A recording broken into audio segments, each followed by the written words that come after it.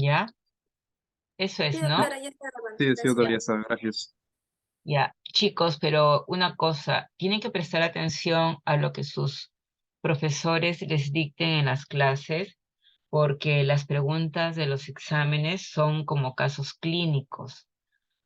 Es decir, les van a dar la teoría y después les van a poner preguntas de un supuesto caso clínico, una patología, de algo, y ustedes tienen que pensar en base a la clase que han recibido cuál es su respuesta. No creo que les vayan a dar preguntas literales de la teoría. No es lo que se ha estado estilando hasta ahora en este curso, ¿ya? Así que escuchen más como un cuento todo lo que se expone en las clases, presten mucha atención para que después, cuando venga su caso clínico, ustedes puedan responder, ¿no? Admitir. Ya, entonces vamos a empezar la clase. Lo que les estaba diciendo era que, ay, admitir, ya.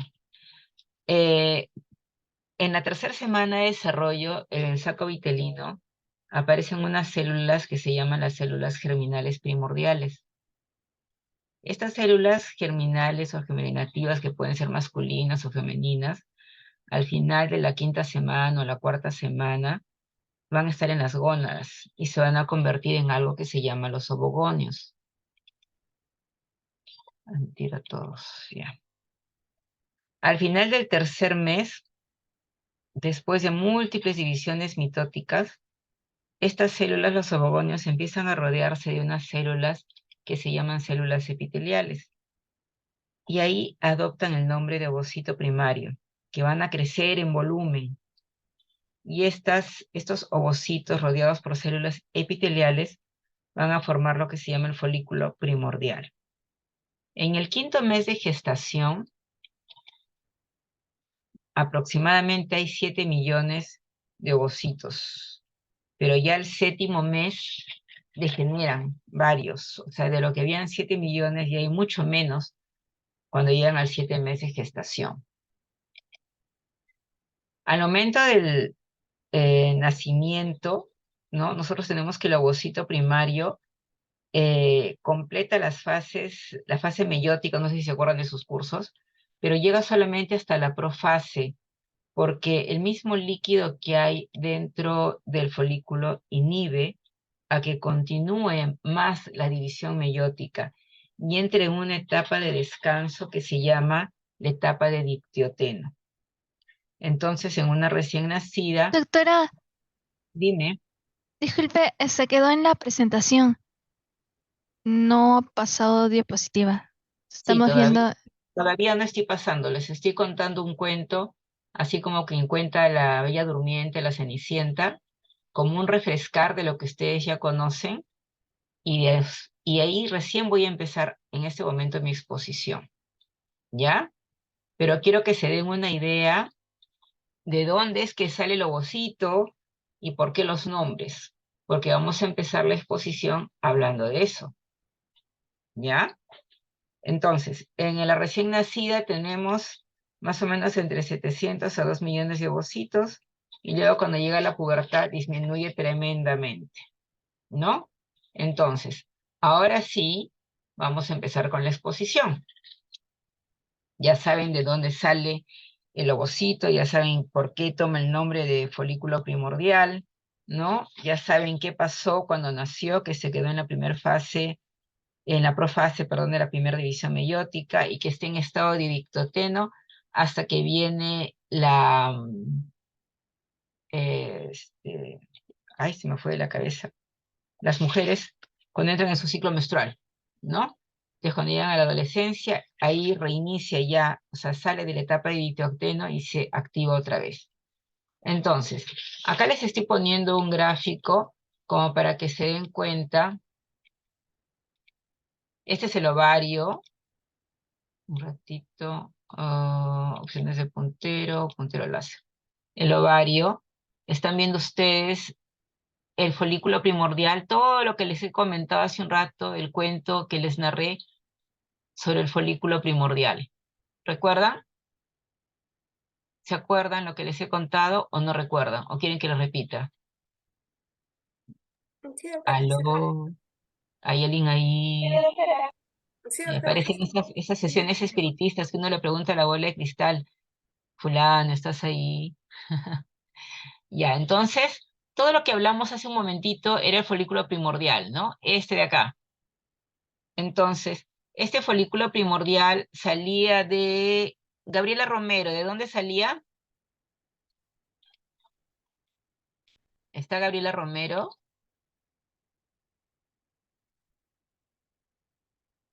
Abigail está. Alison Martínez está. Uy, yo creo Sí, que doctora, prenden buenas esta tardes. cosita. Alison, a ver, dime. Este folículo primordial, ¿recuerdas lo que he comentado? Algo de lo que he comentado, ¿de dónde sale?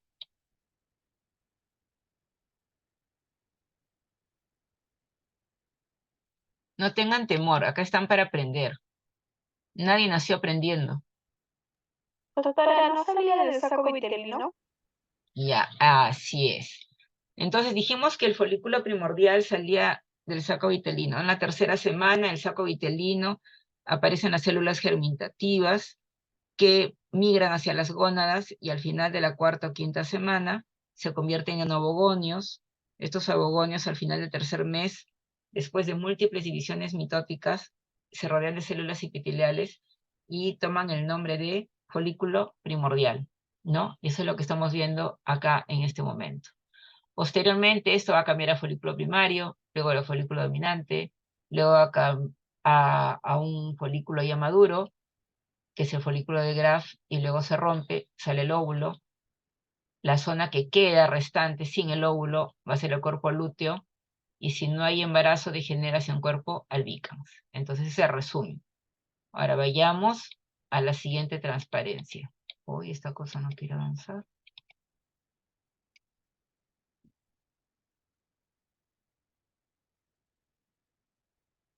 Ya. Entonces acá es lo mismo, ¿no? Folículo primordial, folículo primario, folículo secundario, folículo antral, folículo de Graf. ¿Qué es el folículo primordial? Es el primer estadio del folículo desarrollado.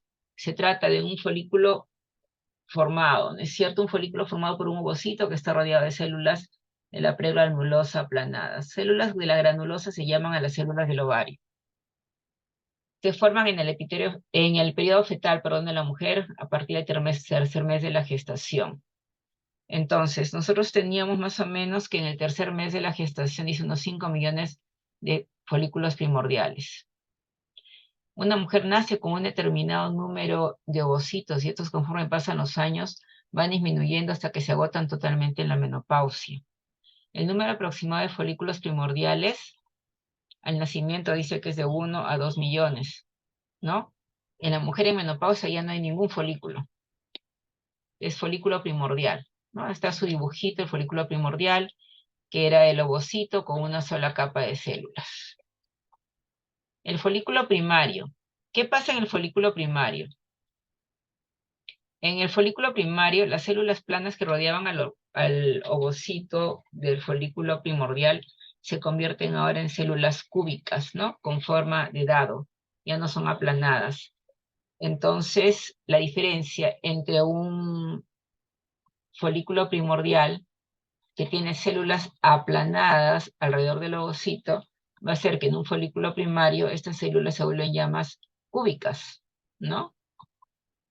El folículo secundario está más un poco relacionado con lo que vendría a ser el folículo que acabamos de ver, el folículo primario, porque ya en este folículo empieza a aparecer la zona pelúcida, es decir, antes, entre esta zona, entre las células y el ovocito, no había este líquido de acá. Estas sustancias van a empezar a secretarse de estas células cúbicas y es una sustancia acelular, ¿no? De mucopolisacáridos que van a empezar a formar entre estas células y este líquido una membrana que se llama la membrana pelúcida o zona pelúcida, ¿no? Que va a rodear al ovocito y que está compuesta por glucoproteínas. Entonces ese es nuestro folículo secundario que ya tiene la zona pelúcida. va desarrollando el folículo. Luego va a cambiar a otros nombres, folículo preantral, folículo antral y folículo de Graf. ¿Cuál es la característica o qué es lo que sobresale en cada uno de ellos? En el folículo preantral tenemos ya que lo más característico es que estas células de la granulosa van a adquirir receptores para la hormona folículo estimulante. Entonces se vuelve susceptible, sensible al folículo a que vaya desarrollando de acuerdo a los ciclos hormonales que hay en el ciclo de la mujer, ¿no? Los ciclos de FSH, LH. En el folículo antral o terciario, y hay líquido dentro del folículo, y este líquido, este espacio que hay dentro del folículo, toma el nombre de antro. Con el inicio de la pubertad, dice con el inicio de los ciclos menstruales, ¿no es cierto? La FSH, que es la hormona folículo estimulante, comienza a producir efecto o estimula a estos folículos, ¿no? Y van creciendo, desarrollándose, varios mensualmente, pero solamente uno de ellos va a desarrollar al final del mes y el otro, como la FSH ya comienza a disminuir en el transcurso del ciclo menstrual, no siempre está en un pico, sino que se eleva y baja. Cuando comienza a bajar la FSH, varios de estos folículos ya comienzan también a degenerar porque no tienen el estímulo de la hormona folículo estimulante, ¿no? Entonces, solamente uno desarrolla. Al seguir desarrollando este folículo, se va llenando de más cantidad de líquido. ¿Y qué pasa con el ovocito? Comienza ya no estar en el centro de nuestro ovocito, en medio de una bolsa de agua, sino que se va hacia un costadito, por decir así, del folículo. Y está rodeado por unas celulitas en un costado. Esas celulitas a un costado se llama el cúmulus o ófurus, o cúmulo simplemente.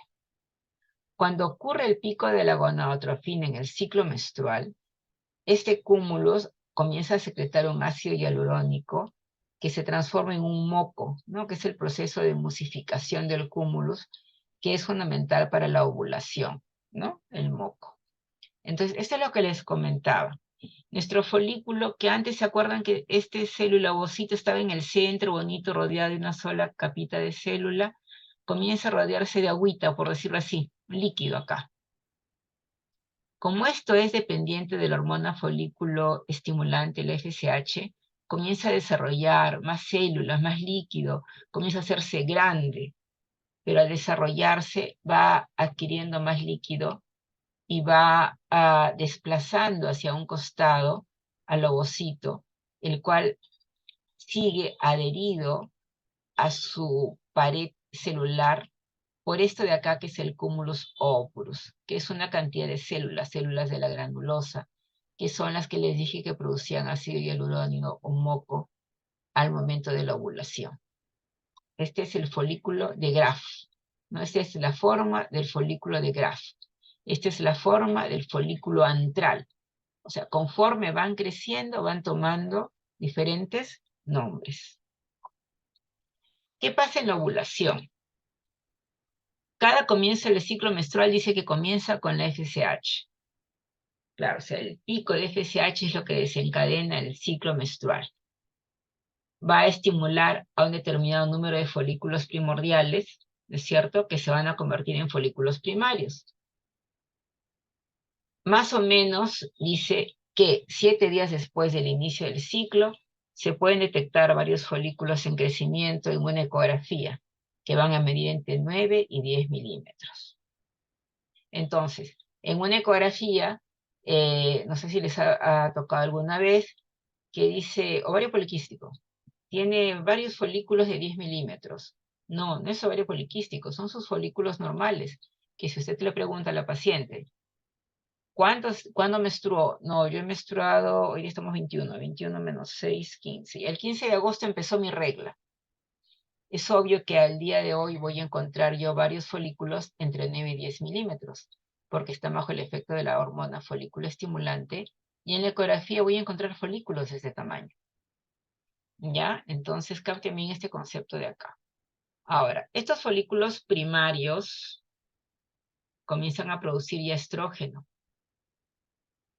Y a medida que este estrógeno va desarrollando, va volviéndose dominante uno de estos folículos. Dominante quiere decir que uno se va haciendo más grande, más gordo, ¿no? Y continúa con el desarrollo. Generalmente es el que va a crecer al final y los demás se van a atrofiar. Este folículo dominante va a producir cada vez más estrógenos y alcanza el punto máximo justo en el momento de la ovulación. Y justo antes de la ovulación hay un pico de la hormona LH, la luteinizante. Esta hormona luteinizante es la que desencadena que se rompa nuestro folículo ya de Graf y se produzca la ovulación, ¿no? La maduración de final del ovocito primario al secundario, dice. El ovocito primario es aquel que es hasta antes de la ovulación, que se quedó en la, dijimos, división meiótica en la profase, ¿no? Y ya pasa a ser ovocito secundario. 24 a 36 horas después del pico del LH, el folículo maduro se rompe y libera el óvulo a la trompa de falopio. Cuando hay el pico del LH, acuérdense, se produce la ovulación. Es lo que produce en las pacientes que tienen problemas de fertilidad, por ejemplo, se les inyecta una hormona cuando vemos que ya el folículo está en determinado tamaño, en estado de folículo de Graf. Al inyectarse esta hormona se rompe ese folículo. O sea, estamos produciendo artificialmente que se rompa este folículo y libere el óvulo. Y tiene ese óvulo una vida determinada de 24 a 48 horas máximo. Después de eso también el óvulo muere. Y es en el momento en el cual uno coloca esa ampolla para estimular artificialmente a que se rompa ese folículo. Y el paso siguiente es inseminar a la paciente con los espermatozoides para ver si se produce la fertilización, ¿no? Si se pasa más de 48 horas, ya no hay ningún efecto porque el óvulo muere. Hablemos un poco de la trompa uterina. Las paredes de la trompa uterina están constituidas, no hay ni más para aceptar, ¿no? No. Las paredes de la trompa uterina están constituidas por 3 capas principales: la mucosa, la túnica muscular y la túnica serosa. La mucosa está cubierta de pliegues longitudinales más pronunciados a nivel del infundíbulo, o sea, más cerca al útero. Posee una única capa de epitelio columnar alto. Existen 3 tipos de células columnares dentro del epitelio: ciliadas, secretoras e intercaladas. Las células ciliadas son más predominantes en la porción distal de la tuba y desarrollan más cilios en la primera mitad del ciclo ovárico. El movimiento ondulante de los cilios ayuda en el desplazamiento del ovocito a través de la tuba. O sea, la tuba, la trompa uterina es como nuestro brazo. Imagínense el útero como nuestro cuerpo y las trompas como nuestros brazos, y nuestros dedos vienen a ser los cilios, ¿no? Nuestros dedos son los cilios que están a la expectativa de captar al óvulo que está saliendo del folículo de Graf que se está rompiendo, ¿no? Esos cilios tienen movimientos y están a la espera de capturar a ese óvulo. Las células secretoras son más activas durante la ovulación y, a diferencia de las células ciliadas, son más predominantes en la mitad proximal de las tubas. Las células secretoras proximales a las tubas, o sea, más proximales al útero. Estas células secretan un líquido que es impulsado por los hilos hacia el útero junto con el ovocito y que proporciona un medio nutricio para el ovocito fertilizado y también ayuda a la capacitación de los espermatozoides. La túnica muscular está dispuesta en 2 capas, una circular interna y una longitudinal externa. La inervación de estas capas da como resultado las contracciones peristálticas de las tubas uterinas que ayudan a la propulsión del ovocito fecundado. Acuérdense que el ovocito no camina.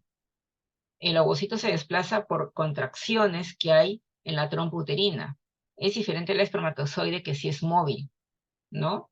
Y las células secretoras van a producir esos líquidos o secreciones que van a favorecer que durante la contracción de la tuba, este ovocito se desplace desde los cilios hacia la ámpula, ¿no? De la zona ampular de la trompa uterina.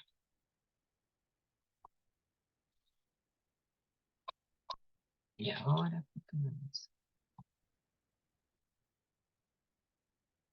cuerpo amarillo. Una vez que ha tenido lugar la ovulación, las células foliculares restantes que han quedado en el ovario dan lugar al cuerpo lúteo. Esta estructura produce estrógenos y en mayor cantidad progesterona, que prepara el endometrio para la implantación embrionaria. En caso de producirse la gestación, este cuerpo lúteo va a permanecer hasta el cuarto mes. De no haber gestación, en ese ciclo menstrual, el cuerpo lúteo va a degenerar. Las células foliculares que se quedan en la pared del folículo abierto por influencia de la hormona luteinizante adquieren un pigmento amarillo y se convierten en células luteínicas, las cuales forman el cuerpo amarillo. Por eso es que se llama cuerpo amarillo. No sé cómo silenciarlos a ustedes.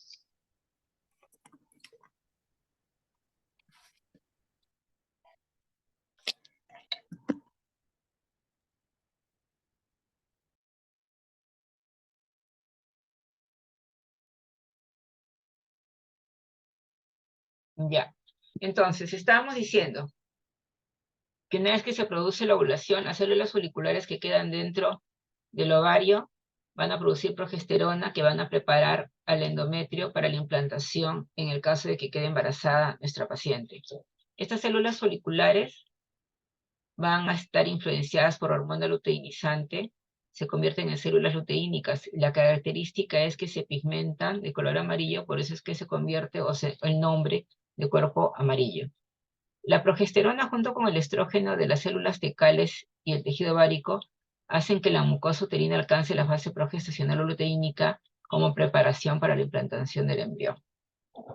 Entonces, ¿por qué no retrocede esto? No sé por qué está. Hasta ahí más o menos es lo de este gráfico, ¿no? Folículo primordial, folículo primario, el folículo dominante en desarrollo, el folículo de Graf, la ovulación, el cuerpo lúteo y el cuerpo albicans. Cuando no se produce el embarazo, este cuerpo lúteo amarillo va a degenerar y se convierte en un tejido fibroso que se llama cuerpo albicans. Una vez que se rompe acá el folículo roto, ¿se acuerdan que les había dicho que acá quedaba como una laminita que se llamaba la zona pelúcida? Bueno, esta zona que queda rota, esta zona pelúcida trata de cubrirla y toma el nombre de corona radiada. Son conceptos que deben de tener ustedes. El cuerpo albicans es lo que les mencionaba, ¿no? El tejido ese que queda, que cuando no ha habido fecundación, ¿no? El cuerpo amarillo alcanza su desarrollo máximo hasta 9 días después de la ovulación.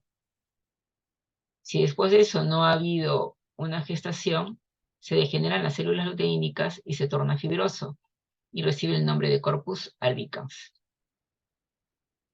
En caso ocurra la fecundación del ovocito, dice, el trofoblasto del embrión secreta la hormona gonadotrópica que impide la generación del cuerpo amarillo, y el cuerpo amarillo sigue creciendo y forma el cuerpo amarillo del embarazo. Ese cuerpo amarillo tiene que estar hasta la 4ª semana más o menos del embarazo. Si ese cuerpo amarillo, cuerpo lúteo, se elimina, se pierde el embarazo, porque es el que está produciendo la progesterona hasta el momento en que se forma la placenta. Una vez que se forma la placenta es la encargada de sostener la gestación. Les presento un espermatozoide, tiene un acrosoma en la punta, en la cabeza, tiene una zona que se llama núcleo, tiene una zona que se llama cuello, tiene acá las mitocondrias y tiene una cola, ¿no? Esas es las partes de un espermatozoide. El acrosoma, núcleo, cuello, mitocondrias y cola. Hablemos algo de la capacitación espermática. Acá vemos el espermatozoide que está en el epididimo, eyacula, entra a la vagina, ¿no? En el útero. Y acá en la capacitación espermática, la característica del espermatozoide en todo esto que es la capacitación espermática es el movimiento, ¿no? Que primero es lineal y luego acá se vuelve medio zigzagueante. Vamos a hablar un poco de capacitación espermática. La reacción acrosómica. Vamos a hablar algo de teoría para irnos al dibujito después. Dice, al llegar los espermatozoides al oviducto, estos permanecen inmóviles en la unión útero-tubárica hasta que llegue el óvulo a la región del ámpula. ¿Por qué? Porque el óvulo va a secretar un líquido. Dice, el ovocito, a través de la zona pelúcida, libera una enzima denominada ZP2, la cual se dirige a la zona de la unión útero-tubárica y activa los espermatozoides para que se dirijan hacia el ovocito. O sea, ese líquido que libera los vuelve móviles hacia esa zona. Los espermatozoides experimentan un cambio en su movimiento. Ya no va a ser un movimiento recto, sino que dice que es un movimiento oscilante, ¿no? Están impulsados, dice, ¿no?, por los fuertes impulsos de la cabeza del espermatozoide. Esto se conoce como hiperactivación espermática. Al llegar, dice, a las capas externas del óvulo, el cúmulus operculus, el espermatozoide en su vesícula cromosómica, por medio de una enzima llamada hialuronidasa, separa estas células e inicia su penetración. Al llegar a la zona pelúcida, la vesícula de la cromosoma se une a una glucoproteína de la zona pelúcida, lo que permite a la vesícula la liberación de una enzima crosina que hace que se pongan en contacto. Entonces es lo que estábamos viendo acá. El espermatozoide, acá tenemos a la vesícula, el acrosoma, ¿se acuerdan que les mencionaba acá? Ya, acá tenemos el acrosoma, la vesícula cromosómica, que comienza a hacerse campo en medio de las células que rodean al ovocito. Una vez que está ya se abre campo, libera una sustancia que permite que penetre hacia la zona pelúcida. Una vez que penetra la zona pelúcida, se une recién con el ovocito. Eso es lo que estábamos hablando acá.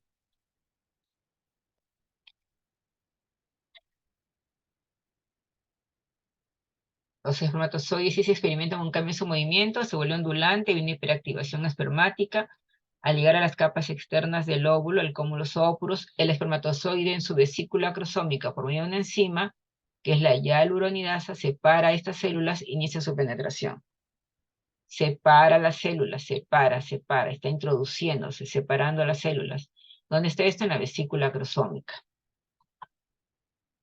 Y al llegar a la zona pelúcida, ¿no?, dice, se une a la glucoproteína ZP3 de la zona pelúcida, que permite la liberación de una enzima acrosima que produce la reacción acrosomal. O sea, esto hace que penetre. Esa es la capacitación espermática. Acá vemos un grafiquito de lo que vendría a ser más o menos una implantación, la fecundación, el embrión. Vamos a hablar ya de la transformación, de cuando comienza ya a formarse lo que vendría a ser el huevo, el blastocisto, y cómo se va a empezar a desarrollar nuestro cigoto. La implantación. Dice, el cigoto. ¿Qué es el cigoto? Ya la unión del ovocito, del óvulo con el espermatozoide, se llama fertilización. Al unirse los dos, se va a formar lo que vendría a ser el cigoto. Pero ¿qué pasa? Al unirse empiezan a formar varias células que comienzan a multidividirse rápidamente. Al tercer día, esa multidivisión de células, que ya tiene de 2 a 32 células, se llama mórula, que tiene aún una membrana pelúcida y se diferencia en dos zonas, dice una masa celular interna y una externa. Al cuarto día, la mórula entra en la cavidad uterina, penetra el líquido en ella y se forma otro tipo de célula, por decirlo así, que se llama el blastocisto, que está compuesto por el blastocele, que es una cavidad que hay en el blastocisto, el embrioblasto, que vendría a ser las células internas, y el trofoblasto, que son las células externas. La membrana pelúcida desaparece y comienza la implantación.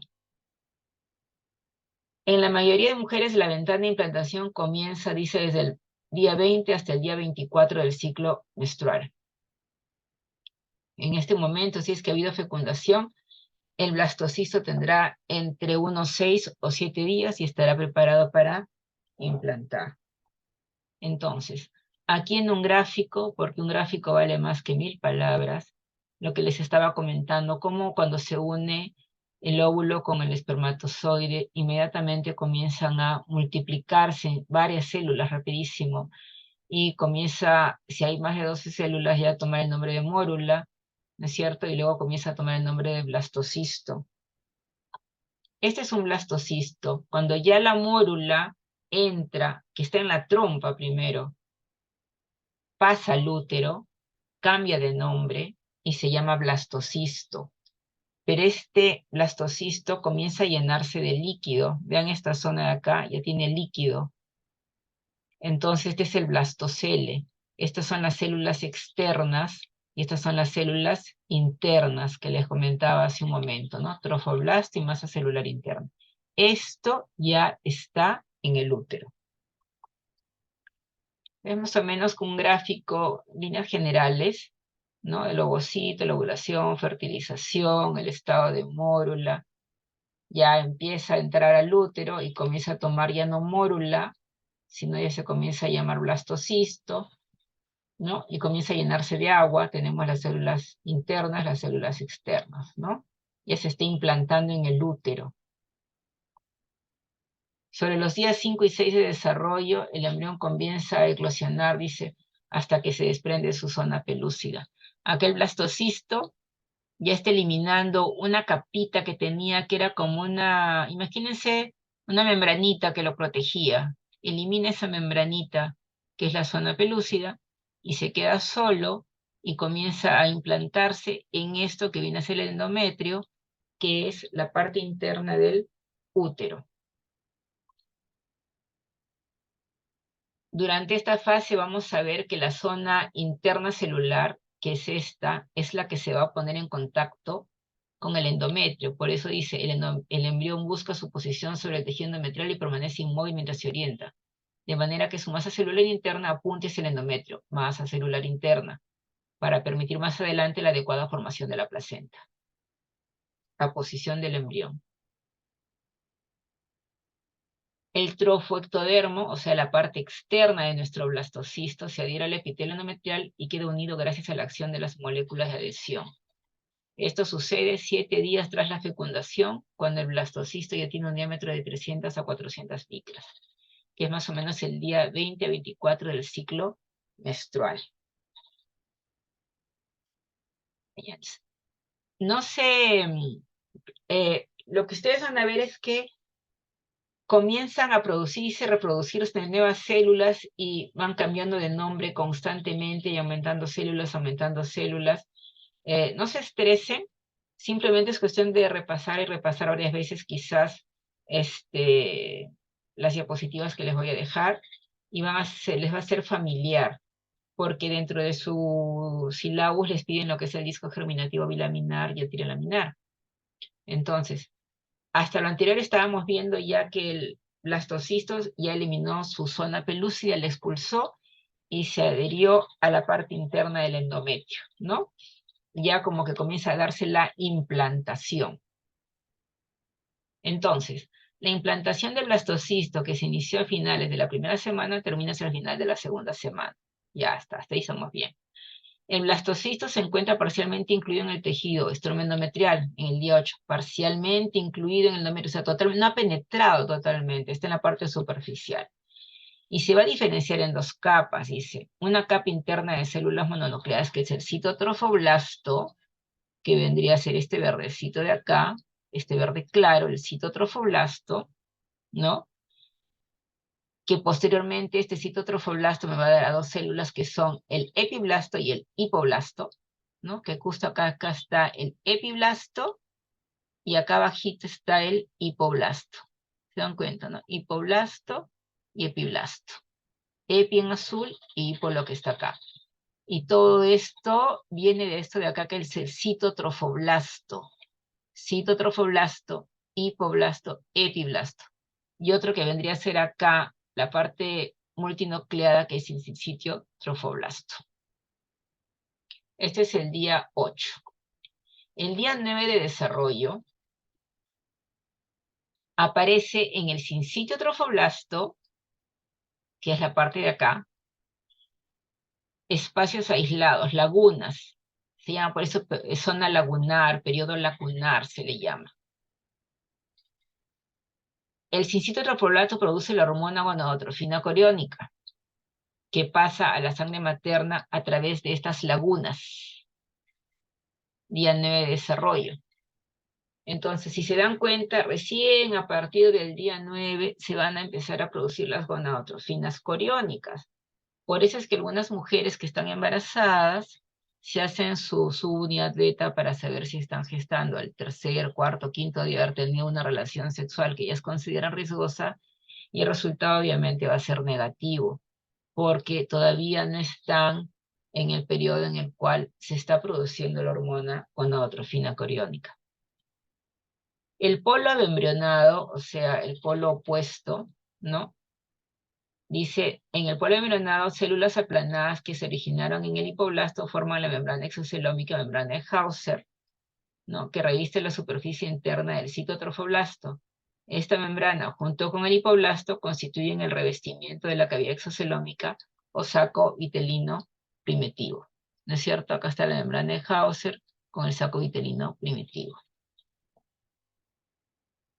Entre el día 11 y 12, el blastocisto, más concretamente el trofoblasto o trofectodermo embrionario, que son diferentes nombres que se le puede dar, prolifera hacia el endometrio, desplaza las células epiteliales y finalmente invade, dice el estroma endometrial, haciendo contacto con la sangre materna. ¿Se dan cuenta? Va penetrando. Este colchoncito de que ven acá es el endometrio. Este es nuestro blastocisto, blastocele, que ya está introduciéndose el cincito trofoblasto y está tomando contacto con los vasos sanguíneos del endometrio. En el día 13 del desarrollo, esta destrucción del endometrio durante la penetración del cincito trofoblasto es la causante de un ligero sangrado vaginal que sufren algunas mujeres, que puede confundirse con una menstruación anormal. Es el conocido sangrado de implantación, aproximadamente el día 28 de la menstruación. Por eso es que algunas mujeres que no llevan la cuenta de su ciclo de ovulación, no toman métodos anticonceptivos, dicen, yo me di cuenta que estaba gestando recién cuando tenía 3 meses de embarazo. ¿Pero por qué? Porque de repente sangraron en la fecha que le correspondía menstruar, tuvo un sangrado, que no es una menstruación, sino un sangrado ligero, porque no es igual a un sangrado de menstruación, sino es un sangrado leve, medio como si mezclaran sangre con agua. Es el sangrado de implantación y lo confunden con su ciclo menstrual. Y no es un ciclo menstrual, sino que es la implantación ya del cigoto en el endometrio. Día 11 y 12 de desarrollo. Dice, las células del cincito trofoblasto se introducen más profundamente en el estroma endometrial y erosionan el revestimiento endotelial, la capa interna de los capilares maternos, que se llaman sinusoides. Las lagunas incisionales se tornan continuas con los sinusoides, penetrando la sangre materna en el sistema lagunar, estableciéndose la circulación útero-placentaria. O sea, ya comienza a formarse la placenta, ¿no? Día 11 y 12 de desarrollo. Día 11 y 12. Aparece entre la superficie interna del citotrofoblasto y la superficie externa de la cavidad exocelómica el mesodermo extraembrionario. Entonces, ¿qué va a pasar? Se va a formar el celoma extraembrionario, que viene a ser esta zona de acá, ¿no? Este espacio rodea el saco vitelino primitivo y la cavidad amniótica, excepto donde el disco germinativo está unido al trofoblasto por el pedículo de fijación. O sea, acá no. Las células del endometrio se tornan poliédricas y contienen abundantes lípidos y glucógeno. Los espacios intercelulares están ocupados por el líquido extravasado y el líquido edematoso. A esto se llama reacción decidual en el sitio de implantación. En el día 13 de desarrollo, las células del citotrofoblasto se introducen en el sincitotrofoblasto y forman columnas celulares que reciben el nombre de vellosidades primarias. El hipoblasto produce otras células que migran hacia el interior de la membrana exocelómica, forman el saco vitelino secundario definitivo. Pueden quedar segregadas algunas porciones que se llaman quistes celómicos, que son estos. Este es el saco vitelino secundario que se está formando. El celoma extraembrionario forma la cavidad coriónica. El mesodermo extraembrionario que reviste el interior del citotrofoblasto se denomina entonces placa o lámina coriónica. El único sitio donde el mesodermo extraembrionario atraviesa la cavidad coriónica es el pedículo de fijación, que venía a ser acá más o menos, que no se ve muy bien. Pedículo de fijación, ya con el desarrollo de los vasos sanguíneos. ¿Por qué es importante esto? Porque este pedículo de fijación es el que se va a convertir posteriormente en el cordón umbilical. Al disco germinativo bilaminar básicamente es esto de acá, el epiblasto y el hipoblasto del citotrofoblasto, ¿no? Estas células llamadas epiblasto y hipoblasto son las que se conocen como disco germinativo bilaminar. Luego este disco germinativo bilaminar va a cambiar a uno que se llama trilaminar. Ya no va a haber solamente epiblasto y el hipoblasto, sino que va a haber otra cosa más que es el mesodermo, ¿no? Y cambia ectodermo, cambia endodermo los nombres. A ver, ¿qué sucede? El disco germinativo trilaminar, este periodo se llama como gastrulación. Comienza con la formación de la línea primitiva, dice en la superficie del epiblasto. Vamos a ver si por acá tenemos algún dibujito. Siempre les pongo. ¿Se acuerdan que les estaba mencionando del epiblasto y el hipoblasto? Acá en el hipoblasto comienza a haber un surco que se llama la línea primitiva. Comienzan a introducirse las células, se dan cuenta que acá siguen y se introducen y migran hacia la parte del medio, ¿no? El epiblasto, la línea primitiva, un surco y migran. Por eso dice, la gastrulación, o sea, lo que vendría a ser el disco germinativo trilaminar, comienza con la formación de la línea primitiva en la superficie del epiblasto, que es lo que les acabo de enseñar. En un principio la línea está poco definida, pero en el embrión de 15 a 16 días se advierte claramente, dice ya como un surco angosto, que limita los lados por zonas algo salientes. Entonces es literalmente un surco a los 15 a 16 días. El extremo cefálico de esta línea se llama como nódulo de Hensen. Acá está. Nódulo cefálico. Esta parte de acá. La línea primitiva, que es esto, que el epiblasto que se está uniendo. Pero en un extremo es como que se forma un acúmulo de células, ¿no? Como un ombligo, por así decirlo, que se va a llamar nódulo de Hensen o nódulo primitivo.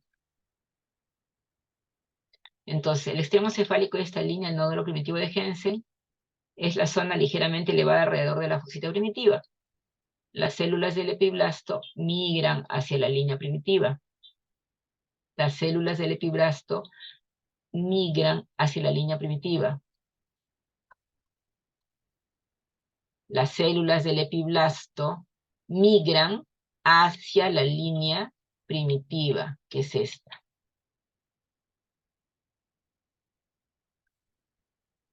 ¿Se acuerdan que estábamos hablando que había el hipoblasto y el hipoblasto en el disco germinativo bilaminar? Este epiblasto comienza a irse, comienza a cambiar de forma, ya comienza a irse hacia una parte intermedia, la línea primitiva. Entonces ya no va a ser dos capas como esto de epiblasto y hipoblasto, sino que dice que comienza a irse hacia el centro, ¿no? Dice, las células del epiblasto migran hacia la línea primitiva. Cuando alcanzan la región de la línea primitiva, adquieren una forma de redoma, se desprenden del epiblasto y se deslizan debajo de este. Este movimiento hacia adentro se llama invaginación. Las células del epiblasto migran hacia la línea primitiva para formar el endodermo intraembrionario. Un ratito, chicos.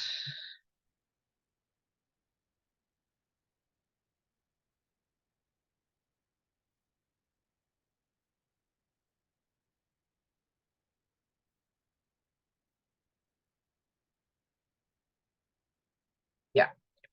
Entonces, las células del hipoblasto miran hacia la línea primitiva para formar el endodermo intraembrionario. Probablemente hice una parte del hipoblasto. ¿Por qué dicen probablemente una parte del hipoblasto? Porque no está muy seguro de si solamente el endodermo se origina del epiblasto o también del hipoblasto. En la línea primitiva, dice, las células se invaden o se invaginan entre el hipoblasto y el hipoblasto y van a originar lo que se llama el mesodermo intraembrionario. Es la tercera capa germinativa mesodérmica y su establecimiento se denomina ya la gastrulación. Al finalizar ya la gastrulación, las células que quedan en el epiblasto comprenden la capa ectodérmica. O sea, aquí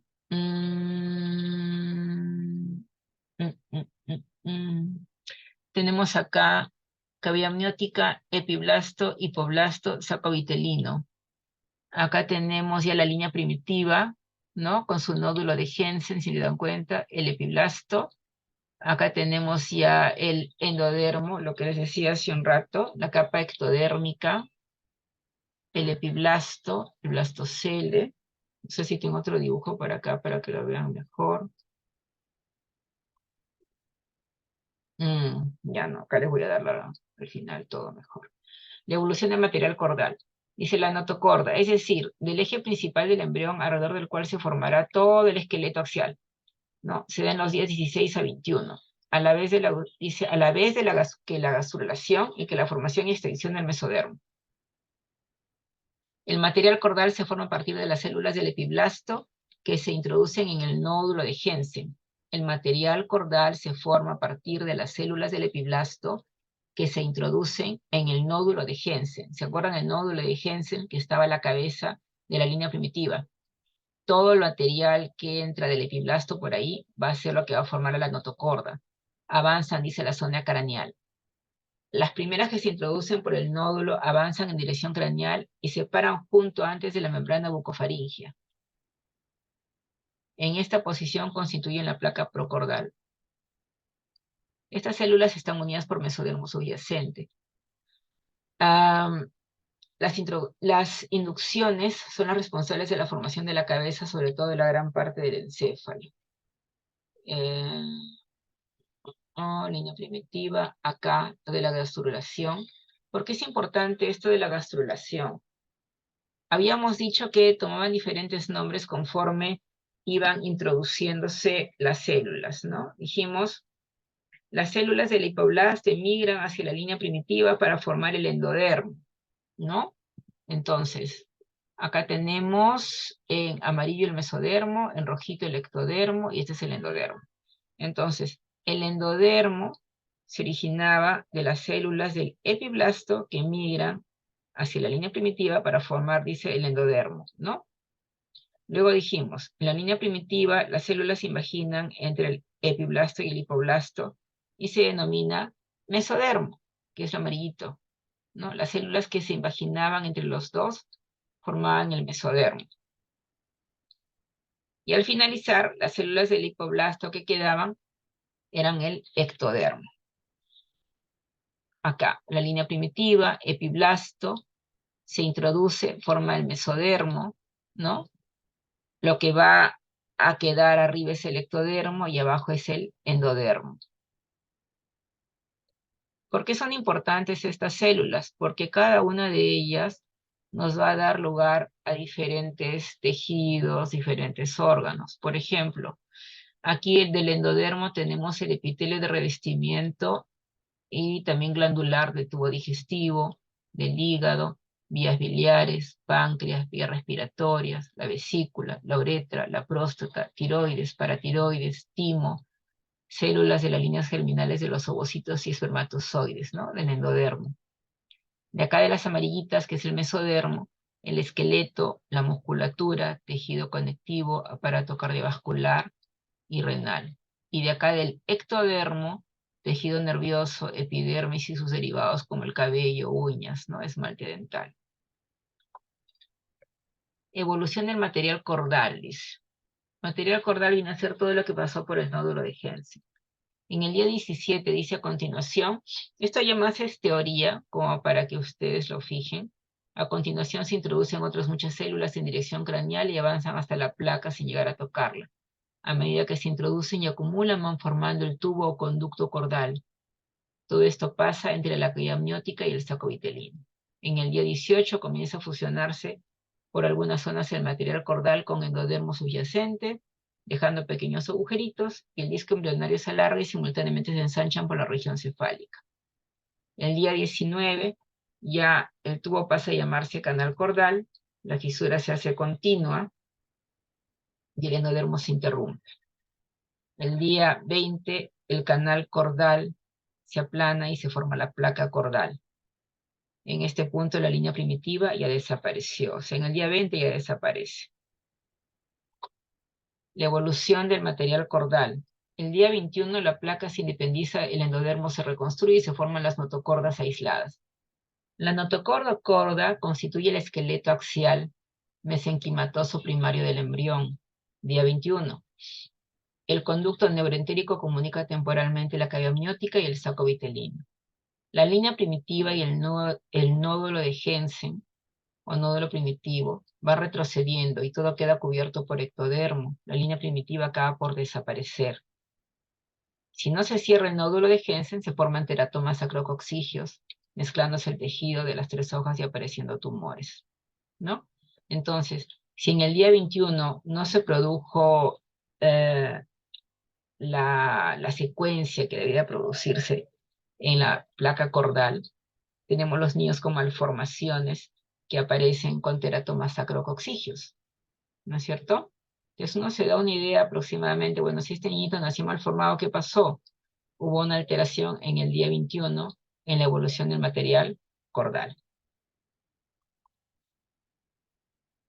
Periodo embrionario, de la 4ª a la 8ª semana. ¿Qué pasa de la 4ª a la 8ª semana? Derivados de la hoja ectodérmica, dice, dan origen a órganos y estructuras que mantienen contacto con el mundo exterior. El sistema nervioso central, el periférico, el epitelio sensorial, ¿no? Oído, nariz, ojo, la epidermis, cabello y uñas, además glándulas subcutáneas, mamaria, hipófisis y el esmalte dentario. Derivados de la hoja mesodérmica, tenemos ahí tejidos de sostén como el conectivo, cartílago y hueso, músculo liso estriado, células sanguíneas, linfáticas, paredes del corazón, vasos sanguíneos y linfáticos, riñones, gónadas, conductos correspondientes, porción cortical de la glándula suprarrenal y vaso. Y derivados de la hoja endodérmica, tenemos revestimiento epitelial del aparato respiratorio, parénquima de amígdala, tiroides, paratiroides, timo, hígado, páncreas, revestimiento epitelial de la vejiga y de la uretra, revestimiento epitelial de la cavidad timpánica y las trompas de Eustaquio. Embrión. Empieza la 3ª semana después de la ovulación o fertilización y coincide con el tiempo en que debe empezar la siguiente menstruación, dice. La gonadotrofina coriónica humana es positiva, el disco embrionario está definido, el saco vitelino tiene un diámetro de 1 centímetro. Al final de la 4ª semana después de la ovulación, el saco vitelino tiene de 2 a 3 centímetros de diámetro y el embrión una longitud de 4 a 5 milímetros. Al final de la 4ª semana después de la ovulación, el saco vitelino tiene de 2 a 3 centímetros de diámetro y el embrión de 4 a 5 milímetros. Al final de la 6ª semana después de la fertilización, el embrión tiene una longitud de 22 a 24 milímetros. La cabeza es grande en comparación al tronco y el corazón está formado por completo. Hay dedos en manos y pies, los brazos se doblan en los coditos, labio superior completo y orejas definidas. Entonces, al final de la 6ª semana, el corazón está formado. Quiere decir que en una ecografía, yo ya a la 6ª semana tengo que ver latidos cardíacos, ¿no es cierto? Periodo fetal, es un gráfico más o menos como para que vean cómo va desarrollándose. Periodo fetal. Entonces, la duración de la gestación es 280 días o 40 semanas desde el comienzo de la última menstruación. Recuerden siempre que nosotros cuando calculamos edad gestacional, siempre empezamos con la fecha de última regla, pero el primer día de la última regla. Por ejemplo, si su última regla fue el 27 de julio, quiere decir que empezó el 27 de julio y acabó de repente el 30, siempre el primer día.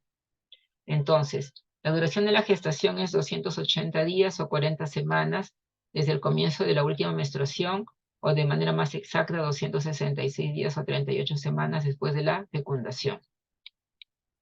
¿Por qué 38 semanas? Porque acuérdense que más o menos 14 días después del inicio de la primera regla es que se produce la ovulación, ¿no? Por eso es que le estamos restando acá 2 semanas.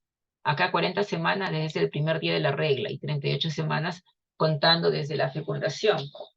En la fecundación el óvulo ya tiene de edad 14 días por lo menos, o sea, 2 semanas.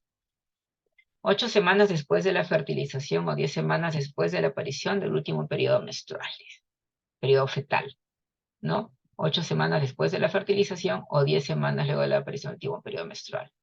En este momento el embrión feto tiene una longitud de cerca de 4 centímetros. A las 12 semanas el útero se palpa encima de la sínfisis del pubis. La longitud cefalocaudal es de 6 a 7 centímetros. En la mayoría de los huesos hay núcleos de osificación y hay diferenciación de dedos, de manos y pies. Se desarrollan piel y uñas y rudimentos de cabellos. Los genitales externos comienzan a mostrar signos definidos de los sexos femenino, masculino, y el feto comienza a tener movimientos espontáneos.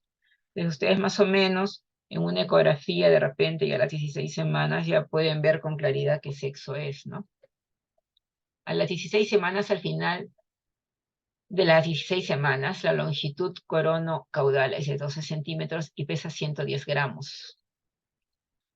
El sexo, dice, a partir de las 14 semanas puede determinarse por inspección de genitales externos, lo que les mencionaba, ¿no?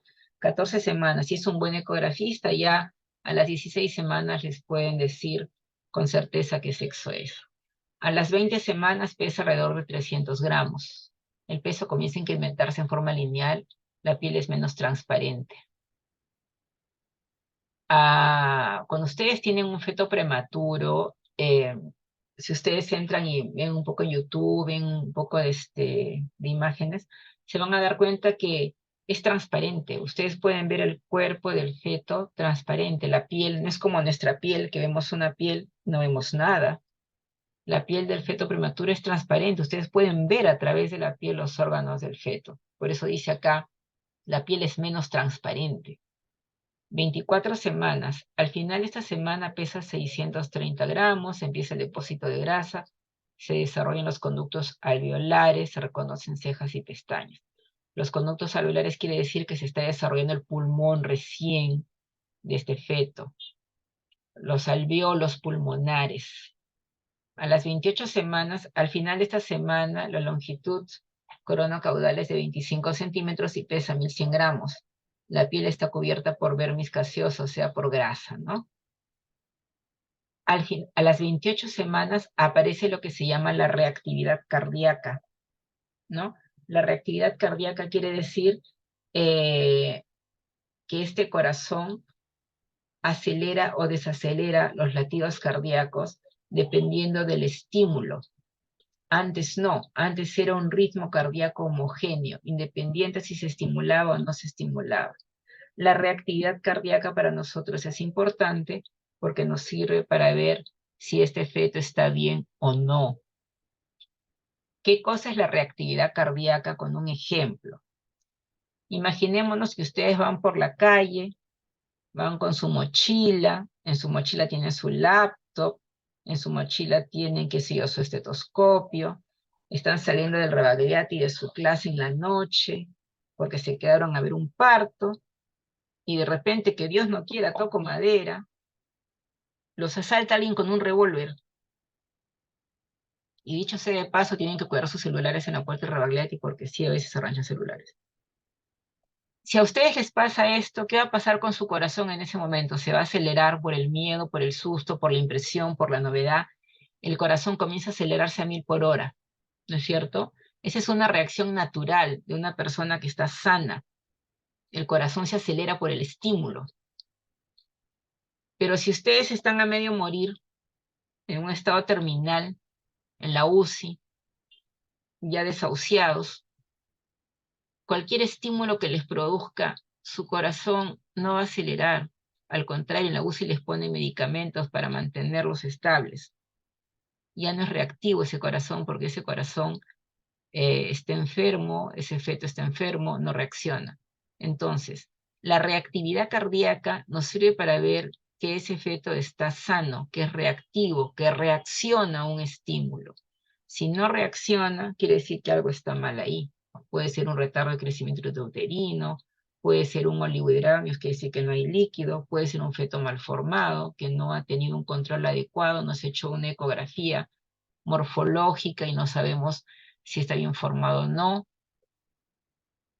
Recuerden ustedes que a las 20 semanas se hace la ecografía morfológica para ver si los órganos de nuestro feto están bien desarrollados. Y la otra ecografía importante que tenemos que hacer es la ecografía genética, que se hace de las 11 a las 13 semanas, que es para descartar malformaciones cromosómicas, como por ejemplo el síndrome de Down, ¿no? Entonces, ¿qué es lo que buscamos en una ecografía genética? El pliegue nucal. Vemos si está engrosado o no la parte del pliegue de la nuca del feto. Y eso es lo que nos va a dar una idea de si hay síndrome de Down o no. ¿Y de qué nos puede ayudar a nosotros si este es un país en el cual está prohibido el aborto? ¿De qué nos puede ayudar saber que tiene síndrome de Down, hablando desde el punto de vista médico? Cuando este paciente con síndrome de Down llega a la emergencia, podemos escuchar los latidos cardíacos del feto. Imaginémonos que es una paciente que tiene un control prenatal inadecuado, va a llegar a la emergencia y los latidos cardíacos están en 100 por minuto. Los latidos normales ya sabemos que son de 120 a 160 por minuto.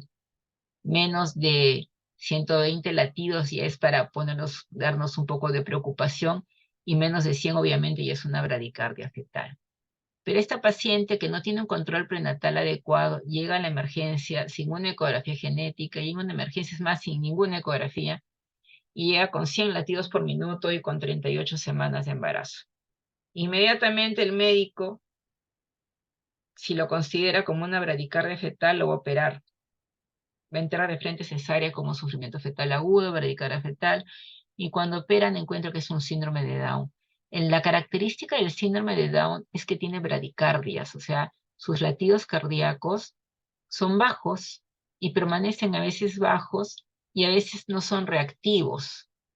Pero si nosotros tenemos conocimiento que sí es un síndrome de Down, ya no nos vamos a preocupar y no vamos a sacar antes de tiempo al feto, ¿no? Por eso es importante la ecografía de las 13 semanas, la ecografía de las 20 para ver malformaciones, saber que ya tenga 28 semanas. ¿Por qué? Porque con esto nos vamos a dar cuenta si hay reactividad cardíaca o no. Para eso tienen que tener una idea exacta de lo que vendría a ser la edad gestacional, que la van a sacar por la fecha de la última regla. Ya saben que es a partir del primer día de la última regla. Y si pueden ayudarse con ecografías, mucho mejor, porque tienen que coincidir las ecografías, tanto del primer trimestre, del segundo trimestre, con la fecha de última menstruación, para tener una certeza de la edad gestacional. Dice las 32 semanas, al fin de estas 32 semanas, la longitud coronocaudal es más o menos de 28 centímetros y el peso es de 1.800 gramos. En las 36 semanas será de 32 centímetros con un peso de 2.500 gramos. Y a las 40 semanas, 36 centímetros con un peso de 3.400 gramos. Acá les he puesto algo como para un conocimiento general. En el diagnóstico prenatal es importante la ecografía. ¿Qué es la amniocentesis? Dice, se realiza después de las 14 semanas, ya que la cantidad de líquido amniótico sería insuficiente antes de las 14 semanas, ¿no es cierto? Se retira de la cavidad amniótica con una aguja de 20 a 30, con una aguja, dice, se retira 20 a 30 mililitros de líquido. Si lo hacen antes de las 14 semanas, no van a poder hacer la amniocentesis porque no tiene la cantidad adecuada de líquido, tiene que ser después de las 14 semanas. ¿Qué se analiza? Se analiza la alfa-fetoproteína, la cual está elevada en defectos del tubo neural como la espina bífida, la anencefalia. Se pueden cultivar células fetales de líquido amniótico para análisis de anomalías cromosómicas como trisomías o monosomías. La biopsia de velocidades coriónicas y se obtiene células fetales en proceso de división rápida. Se utiliza para descartar anomalías cromosómicas y bioquímicas. Puede realizarse a las 8 semanas, pero no determina niveles, dice, de alfa-fetoproteína, ¿no? Entonces, es más o menos lo que me ha tocado en la exposición con ustedes el día de hoy. ¿Alguna pregunta respecto al tema?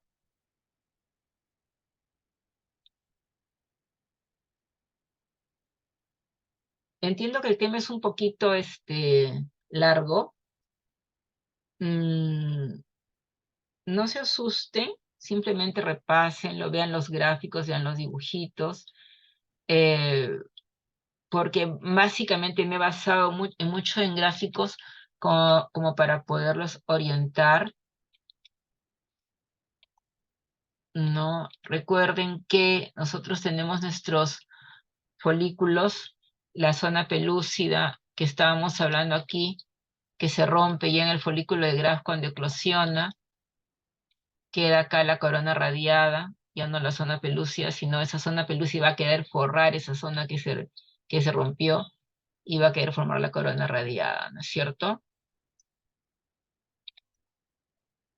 Acá en lo que vendría a ser el disco germinativo bilaminar, lo importante es que tiene dos capas de células que vendrían a ser el epiblasto y el hipoblasto y epiblasto, es el disco germinativo bilaminar. En cambio, en el disco germinativo trilaminar tenemos el ectodermo, el mesodermo y el endodermo. Todo es un conjunto de, si se dan cuenta, es algo secuencial. Van multiplicando células, van cambiando de forma, van formando nuevas cosas. Estas células se van introduciendo cada vez más en el endometrio, van formando las lagunas acá que se van introduciendo, ¿no? Esas lagunas, dice en el día 9 de desarrollo, el cincito trofoblasto produce la hormona gonadotrofina coriónica, que va penetrando ya la sangre materna y uno va detectando por una beta si esta mujer está gestando o no está gestando. ¿Alguna consulta, alguna duda? Chats, Doctor, una pregunta. dime. ¿La amniocentesis que mencionó debería hacerse en todos los embarazos o tiene una indicación No, especial? no, no. Se usan para descartar patologías. Cuando quieres estar segura de algo que de repente en la ecografía no has visto bien. Pero recuerden que todo procedimiento invasivo, uno, que le van a hacer firmar una hoja de consentimiento informado. ¿Por qué? Porque puede producir amenaza de aborto y aborto. Y si tuviste algo en la ecografía que te pareció y le hiciste la amniocentesis y luego resulta que no tiene nada y le produces el aborto, es un problema, ¿no? Porque puede empezar con contracciones y abortar. La amniocentesis básicamente la vas a realizar cuando sospechas de algo. Por ejemplo, estas pacientes con espina bífida, ya ustedes poco, este es como las exposiciones que estamos expresando es algo como la base. De ahí ustedes van a empezar allá a conocer todo un mundo más amplio. Por ejemplo, estos niños que nacen con espina bífida, a mí me ha tocado el caso de ver mujeres mayores de 30, 35 años que llegan en silla de ruedas, que han nacido con espina bífida, no controlan los esfínteres, o sea, andan con pañal, o sea, miccionan en el pañal, defecan en el pañal, porque esa es la consecuencia de nacer con una espina bífida. Pero acuérdense que en nuestro país no está permitido en el aborto como en otros países que hay el aborto terapéutico, ¿no? Entonces, amniocentesis en quién la haces, en pacientes en quienes tú sospechas de repente que haya una patología, de repente además está relacionado con que esta mujer, esta señora, tiene una patología que comprometa su vida. Entonces, en esos casos sí se puede hacer una junta médica quizás y producir un aborto terapéutico porque está salvando la vida de la madre, ¿no? En esos casos sí se pueden hacer abortos terapéuticos cuando esté en riesgo la vida de la madre, cuando va a morir la mamá a consecuencia de esa gestación y de repente esa gestación tiene malformaciones, ¿no? En esos casos. A ver, yo les voy a hacer 124 alumnos, son varios alumnos. A ver, vamos a ver, aquí vamos a ver si están presentes, porque eso de las listas, yo no tomo lista porque no sé cómo funciona eso. Entonces, habíamos dicho que Camila, ¿está Camila?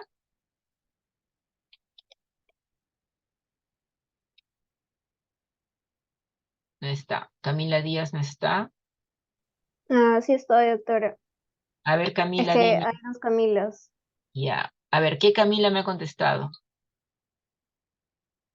¿Camila Díaz. Díaz o Camila Llerena? Parece que dijera, sí, Camila Llerena. A ver, Camila, dime. ¿Cuándo le pedirías una beta a una señora que te dice que sospecha que está gestando porque ha tenido relaciones en días peligrosos? ¿Después de qué día? Del inicio de su última regla. A ver, tú eres la ginecóloga, yo llego a la consulta y te digo, doctora, ¿sabe qué? Yo he menstruado el 15 de julio, ¿ya? Entonces, y tú me vas a preguntar, y señora, ¿y usted menstrua todos los meses? Yo te voy a decir sí. ¿Y su menstruación es regular o es irregular? Yo te voy a decir es regular, menstruo todos los meses cada 4 semanas. Ah, ya. O sea que si usted menstrua el 15 de julio, ya tú estás pensando más o menos en automático, esta señora tenía que haber ovulado más o menos el 27 de julio, ¿no es cierto? 12 días después, 12 o 14 días. Entonces, pues yo he tenido relaciones sexuales el 28 de julio, doctora. Entonces, quiero que me dé una orden para hacerme un descarte de embarazo. Y yo estoy llegando a tu consulta más o menos el 1 de agosto. ¿Me pedirías la beta, sí o no? Agarra un lápiz, un papel y apunta. Menstruó el 15 de julio. Dice que menstrua todos los meses en cada 4 semanas. Ese es un ciclo regular, cada 4 semanas. Ha tenido relaciones el 28 de julio. Y está viniendo el 1 de agosto a mi consulta para pedirme que le dé una orden para descartar embarazo. ¿Me das o no me das la orden? ¿O qué haces? ¿Qué me dices?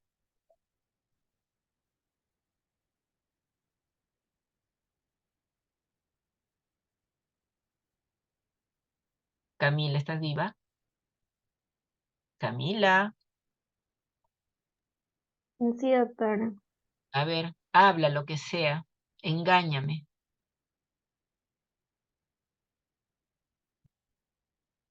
¿A partir de qué día se puede ya dosar hormona gonadotrofina coriónica después de que se ha unido el óvulo con el espermatozoide?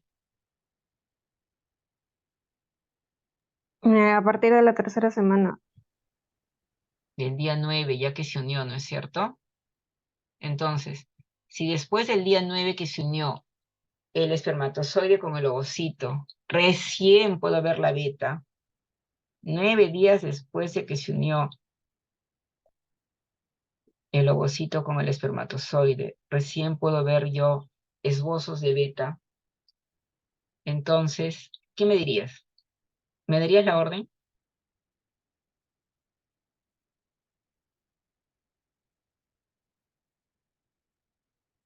¿Me darías la orden de beta?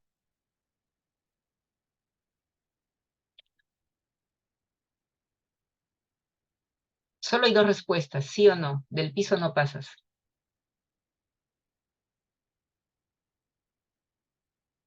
No, no, no, doctora. No, ¿no es cierto? Porque todavía no hay nada. Esa paciente va a ir a la ROE, va a ir a cualquier laboratorio, va a pagar 1.000.000 de soles por su beta y le va a salir negativa. Tiene que esperar. Lamentablemente su angustia va a durar 10 días más por lo menos.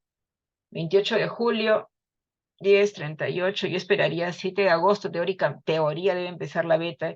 Yo le daría, dice la teoría que a partir de 9 días después, o sea, 28 más 9, 37, o sea, hasta el 6 de agosto, en teoría, recién aparecería la beta, la gonadotrofina. Yo le pediría recién la beta no el 6 de agosto, se la pediría el 15, para estar más segura. Porque ella me dice que es una paciente que menstrua todos los meses y es regular. Entre lo que ella me dice y lo que es, hay un abismo. ¿Por qué? Porque el ciclo menstrual, que ustedes ya deben haberlo visto, eso me imagino, tiene dos fases, ¿no es cierto? La primera fase y la segunda fase, ¿no? La segunda fase es la que es estable. La primera fase es cambiante. La primera fase donde está la folícula estimulante hasta que se produce la ovulación, ese es cambiante, es inestable.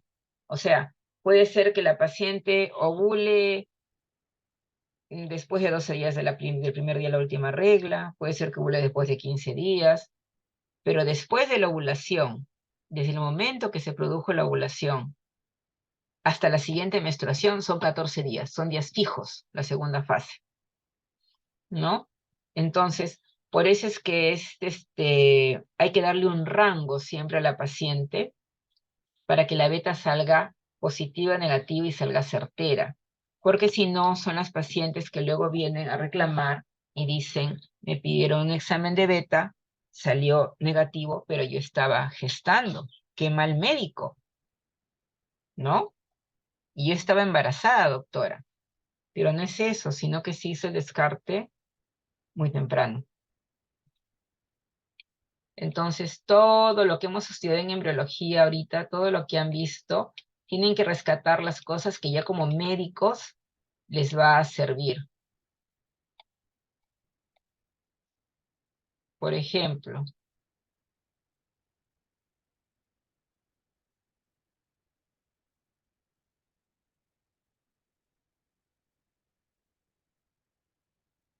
a ver, ¿qué otra pregunta les podrían hacer? Sus preguntas van a ser casos clínicos, ¿no? Van a ser de las diapositivas. Así como les acabo de hacer la pregunta ahorita de si les pedirían una beta o no, algo así es las preguntas del examen.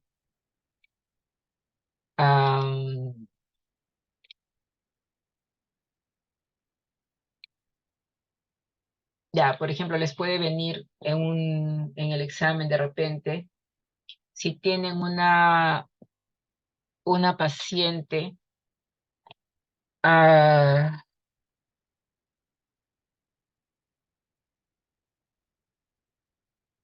a ver,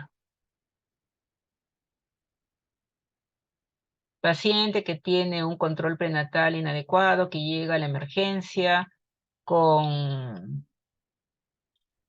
qué sé yo,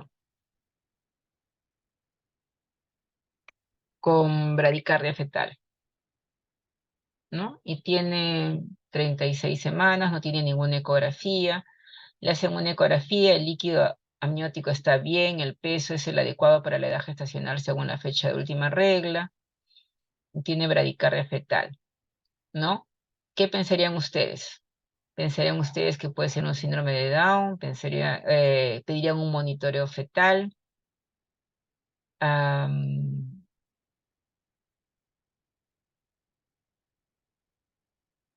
¿Qué más les pueden preguntar? Eh, ¿Preguntarían antecedentes familiares de si tienen malformaciones cromosómicas? Ninguna de las anteriores, todas las anteriores.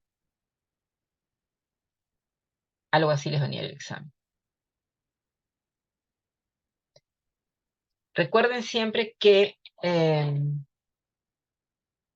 la bradicardia fetal es sinónimo de emergencia. La bradicardia fetal son los latidos cardíacos fetales que están muy bajos en un feto, pero si tiene diagnóstico de síndrome de Down, es una paciente bien controlada y ustedes tienen el diagnóstico claro y preciso que es un síndrome de Down, no tiene por qué alterarse, porque la bradicardia es una característica del síndrome de Down, ¿no? A ver, qué otra pregunta les puede venir en el examen? En base a los folículos.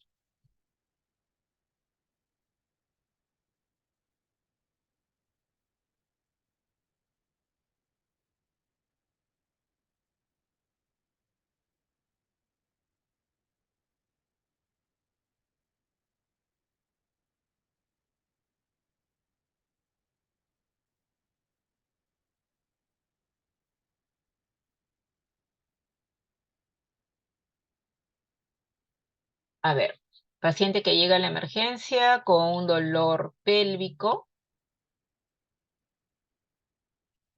Un ejemplo, ¿ya? Vamos a hacer un poco, ya alarmistas. Ya con dolor pélvico, en el ovario se encuentra un quiste, ¿no? Hay un quiste, más o menos de unos 2 centímetros o 1,8 centímetros. El endometrio se encuentra ligeramente engrosado, casi no, tiene como 10 milímetros de endometrio, pero viene con mucho, mucho dolor. Y solamente vemos en el ovario un, un quiste o algo que parece un saco gestacional. Estamos en dudas y la beta sale positiva, ¿no es cierto? Entonces, si la beta sale positiva, ustedes pensarían que esa paciente tiene un embarazo ectópico, por ejemplo, ¿ya? Y deciden entrar a sala de operaciones con esa paciente. Y en sala de operaciones retiran ese quiste, pero ese quiste no resultó ser un embarazo ectópico, sino que era el cuerpo lúteo. Entonces, si retiraron el cuerpo lúteo, ¿qué va a pasar después con esa paciente? A ver, Caroline Sandoval, ¿está? Aló, aló, sube, sube.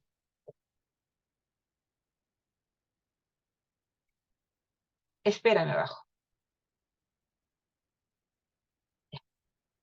Caroline, ¿estás? Y aparecen esas películas así con mi bolita de cristal. ¿Están? Caroline. Y con eso los dejo tranquilos ya, para que no se, para que descansen de su estrés de todo el día, de su primer día en la rotación de ginecobstetricia. ¿Está Caroline? Sí, doctora.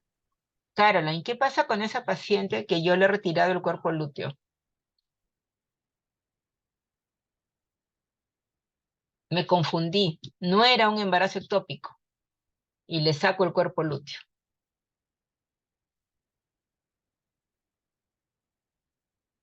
¿Qué va a pasar? A ver, Cristian González. González, tienes que responder bien porque González fue uno de los mejores médicos del Rebagliati, ¿ah? ¿Está Cristian González? Cristian Jesús González Rospigliosi. ¿Está?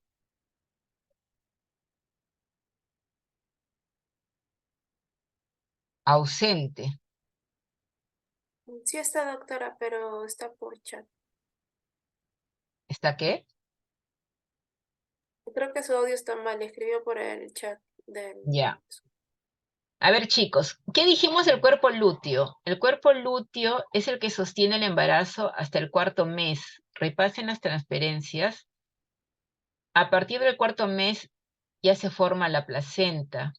Si tú sacas el cuerpo lúteo, se pierde el embarazo. El cuerpo lúteo es el que produce la progesterona. Entonces, si tú te equivocas y sacas el cuerpo lúteo, lo que se produce es un aborto. Y no es una exageración lo que estoy hablando, porque hay pacientes que vienen en muy mal estado general a la emergencia, gritando, llorando, o sea, parece que fuera más que una apendicitis, y haces la ecografía, sale que tienen algo en el ovario, la beta es positiva, entras a sala, sacas la tumoración, que aparentemente es un embarazo ectópico, y resulta que el último era el cuerpo lúteo. Al sacar el cuerpo lúteo, lo que se produce es el aborto, porque el cuerpo lúteo es lo único que está produciendo la progesterona en ese momento, que está sosteniendo ese embarazo hasta el 4.º mes, que ya se produce la placenta, y ya la placenta se encarga de sostener la gestación. Bueno, con esto vamos a dar terminada la clase el día de hoy. Repásenlo con calma, cualquier cosa tiene mi teléfono, mi celular, eh, me pueden consultar.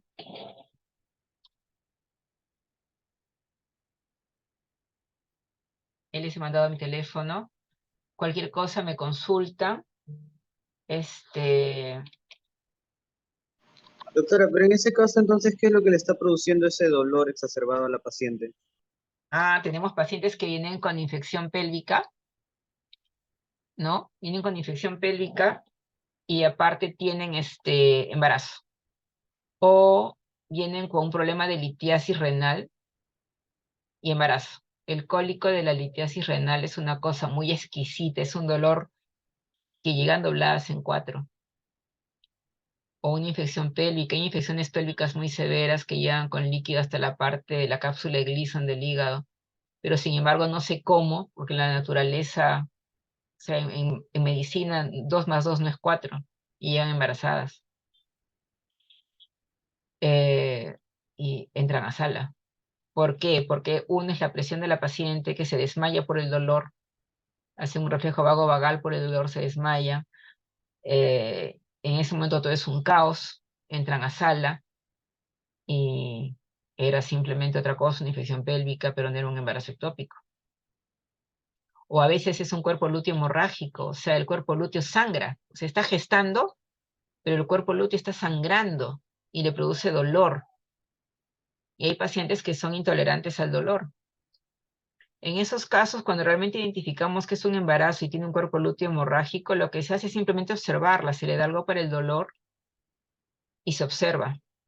Y se hace hemoglobinas seriadas para ver si baja mucho la hemoglobina.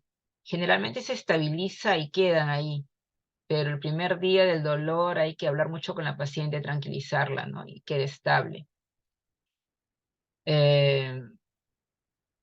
Hay cuerpos lúteos hemorrágicos incluso en mujeres no gestantes que hay que entrar a operar. Por ejemplo, esta paciente ovuló, se produce el cuerpo lúteo, pero es una paciente anticoagulada de repente, que usa warfarina, no sé, heparina, qué sé yo, y el cuerpo lúteo sangra. Pero este sangrado, como es una paciente anticoagulada, comprenderán que es un sangrado más abundante, ¿no? Pero esta mujer no está gestando y hay que sacar este cuerpo lúteo hemorrágico porque está sangrando excesivamente, le está produciendo mucho dolor y es una paciente anticoagulada. Entonces, lo que hemos hecho ahora es solamente la base de una teoría para que tengan un conocimiento, ¿no? Eso es lo que pide el sílabus. Entonces, ahora en las prácticas y ustedes cuando vayan al hospital ya saben lo que es un cuerpo lúteo, ya saben que hasta cuándo está, saben que el cuerpo lúteo puede sangrar, ¿no? Que puede sangrar más si es una paciente anticoagulada, por ejemplo. ¿Y qué es lo que puede pasar si sacas un cuerpo lúteo en una gestante? ¿Qué es lo que puede pasar en un cuerpo lúteo que sangra en una paciente anticoagulada?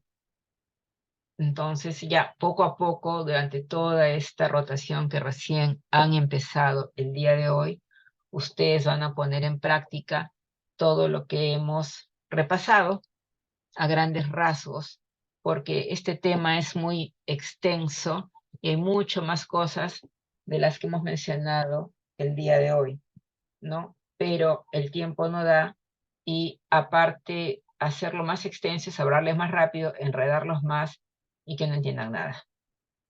Entonces la idea es que tengan los conceptos básicos el día de hoy y ya conforme ustedes vayan yendo a su rotación, ya van a ampliar más con los pacientes, con sus visitas médicas, con consultorios externos, ¿no? No solamente en obstetricia, sino también en ginecología. Y ya con sus profesores de práctica, ustedes van a seguir preguntando y van a seguir aprendiendo. O cualquier cosa, yo estoy ahí en el Rebagliati también. O tienen mi teléfono, ¿no? Los que no están rotando en el Rebagliati. Y con mucho gusto les voy a ayudar en sus dudas, en sus preguntas. Más bien grábenme, porque en el celular yo tengo un aditamento que números desconocidos no entra la llamada, pero WhatsApp sí. Una vez que están en el WhatsApp, yo los grabo y ya les puedo contestar. Porque entran muchas llamadas de bancos, de sitios desconocidos, como 20 llamadas al día, y no se puede trabajar así. Así que me mandan un WhatsApp, yo los grabo y ya, o me pueden timbrar por WhatsApp. Eso sí entra la llamada. Y cualquier duda, con mucho gusto les puedo contestar. Acuérdense que después de cada clase teórica, el profesor va a mandar 10 preguntas 10 casos clínicos a la doctora Frida González y ella se va a encargar de escoger de ahí las preguntas para su examen. Ya más o menos les he hecho yo las preguntas el día de hoy para que se orienten cómo van a hacer su examen. ¿Alguna pregunta más antes de irnos? ¿Ninguna pregunta, chicos? Damos por concluida entonces la clase el día de hoy. Cualquier cosa me llaman por teléfono para responderles sus dudas. Les deseo suerte en su rotación. Gracias, doctora. Chao, Gracias, hijos. doctora. Cuídense. Gracias, Chao. Gracias, doctora. doctora. Gracias, doctora. Chao.